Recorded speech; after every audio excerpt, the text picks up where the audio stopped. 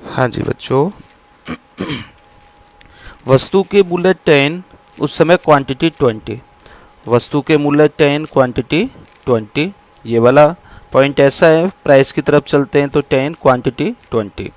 Second combination, price 20 और quantity 10। Price 20, quantity 10। इन दोनों combination को, पॉइंटों को जब हम मिलाएंगे तो ये हमारा डिमांड कर्व कहलाएगा। ठीक है बच्चों, तो ये हमारा मांग का नियम। ध्यान रखना है, अन्य बातें स्थिर रहने पर प्राइस और क्वांटिटी इन दोनों में रिलेशन दर्शाना है।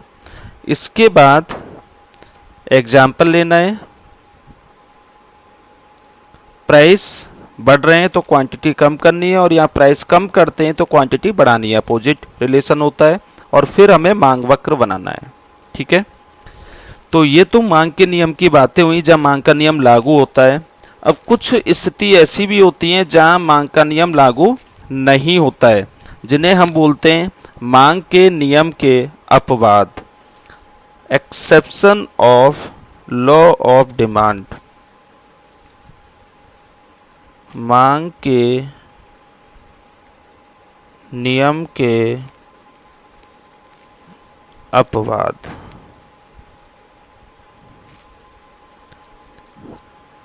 मांग के नियम के अपवाद। ठीक है बच्चों, तो देखिए मांग के नियम के अपवाद में सबसे पहला पॉइंट आता है। अच्छा, मांग के नियम के अपवाद ये समझ में आता है कि अपवाद का मतलब क्या है। हमने मांग के नियम में पढ़ा था कि अन्य बातें स्थिर रहने पर वस्तु के मूल्य कम होते हैं तो मांग बढ़ जाती है। कुछ स्थिति ऐसी होती हैं जहां वस्तु के मूल्य कम होने पर भी मांग कम नहीं होगी, बढ़ जाएगी, यानी कि हमारा वहां पे मांग का नियम।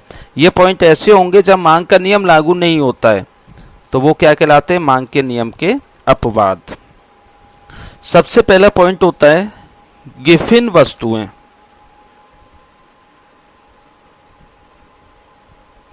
गिफिन वस्तुएं। गिफिन वस्तुओं का मतलब क्या है। देखिए, गिफिन वस्तुओं का मतलब होता है, इन्हें निम्न स्तर की वस्तु भी कहते हैं। निम्न स्तरीय वस्तुएं।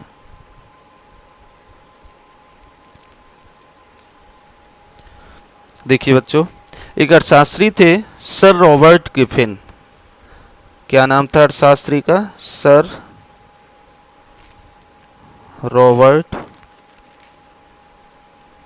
गिफिन। कुछ बच्चे कह रहे हैं टिफिन। टिफिन नहीं बच्चों, गिफिन, सर रॉबर्ट गिफिन। तो ये जो अर्थशास्त्री थे, इन्होंने सबसे पहले इन वस्तुओं के बारे में बताया था, गिफिन वस्तु या निम्न स्तर की वस्तुओं के बारे में। तो इन्हीं के नाम से इनका क्या नाम रख दिया गया, गिफिन वस्तुएं। अच्छा, ये वस्तुएं कौन सी होती हैं, अलग किस्म की नहीं होती हैं कि कोई अलग नए सिरे की वस्तु होती हैं। सर रॉबर्ट गिफिन ने एक प्रयोग किया था, रिसर्च की, जिसमें क्या हुआ था कि इन्होंने बताया कि जैसे मान के चलो कोई व्यक्ति गरीब है, तो कोई व्यक्ति गरीब है तो उस समय वो निम्न स्तर की वस्तु का कंजप्शन करता है। ठीक है बच्चों, निम्न स्तर की वस्तु का कंजप्शन करता है। अब जैसे ही उस व्यक्ति की इनकम बढ़ी, जैसे ही उस व्यक्ति की इनकम बढ़ी, तो उसे उस निम्न स्तर वस्तु की मांग भी बढ़ानी चाहिए, नॉर्मली ये होना चाहिए। लेकिन वो क्या करता है, उस निम्न स्तर की वस्तु की मांग बढ़ाने की बजाय उसकी कम कर देता है और उच्च स्तर की वस्तु की मांग बढ़ा देता है। तो वो निम्न स्तर की वस्तु, वह हमारा मांग का नियम लागू नहीं होता है।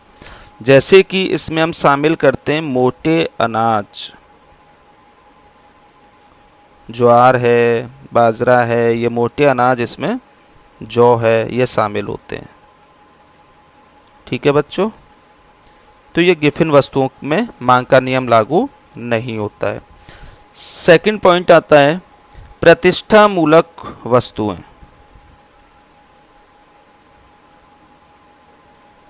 प्रतिष्ठा मूलक वस्तुएं। प्रतिष्ठा मूलक वस्तुओं का मतलब हीरे, पन्ने, आभूषण जो दिखावटी होती हैं, हीरे, पन्ने, आभूषण। ठीक है बच्चों, प्रतिष्ठा मूलक वस्तुएं। अब जैसे बात करें, आपने देखा होगा एक चलती फिरती सोने की दुकान है, गोल्ड की दुकान, बप्पी लहरी जी। अब वो इतना सारा गोल्ड पहनते हैं, गले में बहुत सारी चेन होती हैं, उंगलियों में बहुत सारी रिंग पहने हुए होते हैं। तो ये किस लिए पहनते हैं वो? क्या ऐसा होता है कभी किसी शो में बैठे हुए हैं वो जज बने हुए और वहाँ पे उनको भूख लगती है, वहाँ पे भूख लगती है उन्हें, और वो उस गोल्ड को एक चेन निकाली या एक उन्होंने रिंग निकाली और खा गए। क्या कभी ऐसा होता है? नहीं होता है। वो किस लिए पहनते हैं? दिखावटी वस्तुओं की वजह से। प्रतिष्ठा मूलक वस्तु, हीरे, पन्ने, आभूषण, ये प्रतिष्ठा मूलक वस्तुएं कि जिसके पास जितनी ज़्यादा होगी प्रतिष्ठा उसकी उतनी ही ज़्यादा होगी। तो नॉर्मली जब ये प्रतिष्ठा मूलक वस्तु अगर ये सस्ती हो जाए, 2 रुपये किलो, ठीक है, तो क्या कोई परचेज करेगा? नहीं करेगा। तो जब इसकी कीमत कम हुई तो मांग बढ़नी चाहिए, जबकि इसकी मांग नहीं बढ़ती है। तो ये प्रतिष्ठा मूलक वस्तुएं, इनमें हमारा मांग का नियम लागू नहीं होता है। इसके बाद अगला है इसमें पॉइंट नंबर 3, उपभोक्ता की अज्ञानता।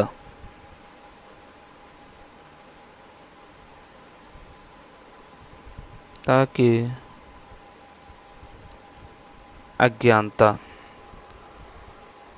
अब उपभोक्ता की, कुछ उपभोक्ता ऐसे अज्ञानता कह सकते हैं उपभोक्ताओं की कि कुछ उपभोक्ता ये मानते हैं कि वस्तु जितनी ज़्यादा महंगी होगी उतनी ही ज़्यादा अच्छी होगी।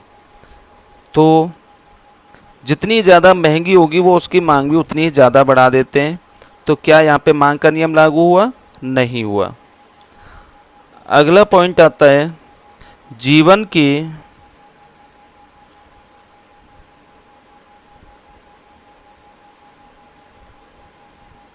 अनिवार्य वस्तुओं की मांग। जो जीवन की अनिवार्य वस्तुएं होती हैं, रोटी, कपड़ा, मकान, शिक्षा, दवाइयाँ, ये जो अनिवार्य वस्तु होती हैं, क्या इनके मूल्य कम होने पर मांग बढ़ती है या मूल्य बढ़ने पर मांग कम होती है? ये तो अनिवार्य वस्तुएं। अब दवाइयाँ हैं, ये ऐसा थोड़ी ना कि नहीं साहब मूल्य बढ़ गए तो उसकी मांग कम करेंगे या मूल्य कम हो गए तो उसकी मांग बढ़ा देंगे। तो अनिवार्य वस्तुओं में भी मांग का नियम लागू नहीं होता है। ठीक है बच्चों, तो ये मांग के नियम के अपवाद में 4 पॉइंट थे, इनमें हमारा मांग का नियम लागू नहीं होता है।